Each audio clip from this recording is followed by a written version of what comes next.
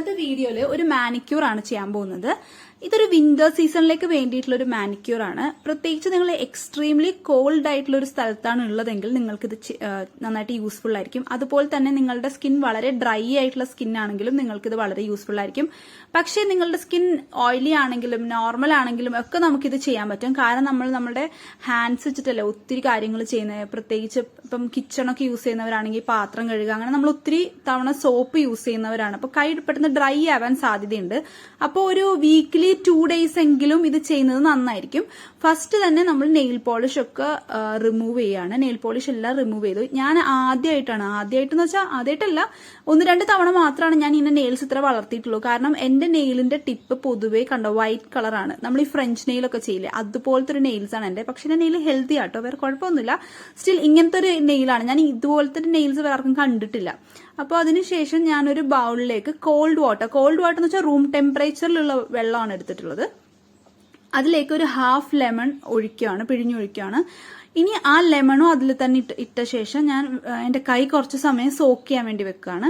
അതിനുശേഷം ഈ നമ്മൾ 1/2 ലെമൺ ഇല്ലേ, അത് ഞാനിങ്ങനെ ഉള്ളിലേക്ക് വെച്ചിട്ടുണ്ട്. അതിന്റെ ഉള്ളിൽ ഫ്ലഷിന്റെ ഭാഗം പുറത്തേക്ക് വരുന്ന രീതിയിൽ. എന്നിട്ട് അത് വെച്ചിട്ടാണ് ചെറിയ രീതിയിൽ ഒരു സ്ക്രബ് പോലെ ചെറുതായിട്ട് ചെയ്യുന്നത്.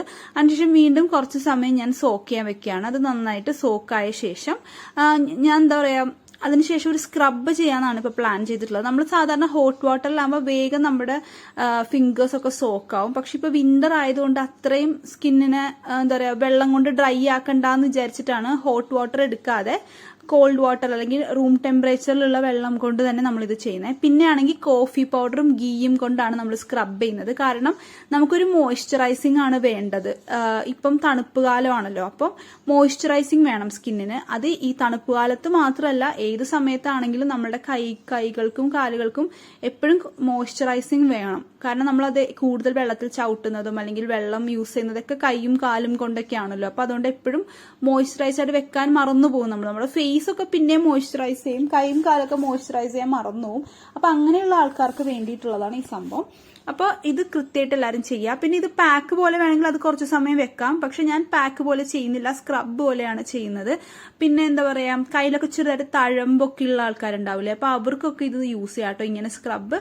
പക്ഷെ ഞാനിത് വീക്ക്ലി 2 ഒക്കെ ചെയ്യാൻ വേണ്ടി മാത്രമേ പ്രിഫർ ചെയ്യുള്ളൂ. കാരണം സ്ക്രബിങ് ആണെങ്കിലും നമ്മളിത് എപ്പോഴും ചെയ്യുന്നത് അത്ര നല്ലതല്ല. അപ്പൊ അതിനുശേഷം നാച്ചുറൽ ആയിട്ടുള്ള ഒരു ഗ്ലോ അല്ലെങ്കിൽ ഇത്തിരി ഒരു എന്താ പറയാ കളറിലൊരു ചേഞ്ച് വന്ന പോലെ എനിക്ക് തോന്നി. ചുമ്മാ തോന്നുകയാണോന്ന് അറിയില്ല. അതിനുശേഷം ചെറുതായിട്ട് ക്യൂട്ടിക്കിൾ കട്ടർ ഇല്ലേ, അത് എടുത്തിട്ടുണ്ട്. ബാക്കിൽ സിലിക്കോൺ ആണ്, അത് വെച്ചിട്ട് ക്യൂട്ടിക്കിൾ ബാക്കിലേക്ക് പുഷ് ചെയ്തിട്ട് ഫ്രണ്ടിലത്തെ കട്ടർ വെച്ച് കട്ട് ചെയ്യാനാണ് ശ്രമിക്കുന്നത്. പക്ഷെ ഞാനിത് എപ്പോഴും കട്ട് ചെയ്ത് കളയുന്നതുകൊണ്ട് തന്നെ ഇന്നിപ്പം ചെയ്യാണ്ട് പ്രത്യേകിച്ച് ഒന്നുമില്ല. പിന്നെ എന്തെങ്കിലും ചെയ്യാനുണ്ടെങ്കിൽ തന്നെ എന്റെ റൈറ്റ് ഹാൻഡിലായിരിക്കും ഉണ്ടാവുക. കാരണം എനിക്ക് റൈറ്റ് ഹാൻഡിന് ഇങ്ങനെ ഒരു ചെയ്യാനായിട്ടൊരു ഇതില്ല, വഴക്കമില്ല. അപ്പൊ അതുകൊണ്ട് എപ്പോഴും ലെഫ്റ്റ് ഹാൻഡിന് അങ്ങനത്തെ ഒരു വഴക്കം ഇല്ലാത്തതുകൊണ്ട് റൈറ്റ് ഹാൻഡിലത്തെ ക്യൂട്ടിക്കിളൊന്നും മര്യാദക്ക് കട്ട് ചെയ്യാറില്ല. അപ്പൊ അങ്ങനെ കുറച്ച് റൈറ്റ് ഹാൻഡിൽ കുറച്ച് ക്യൂട്ടിക്കിൾ കട്ട് ചെയ്യാനുണ്ടായിരുന്നു. അപ്പൊ അതൊക്കെ ചെയ്ത ശേഷം ഞാനൊരു നെയിൽ ഷേപ്പ് ചെയ്യാൻ വേണ്ടി ഒരു ഷേപ്പർ എടുത്തേക്കുവാണ്. അപ്പൊ ഒരു മെറ്റൽ ഷേപ്പറാണ് എന്റെ കയ്യിലുള്ളത്.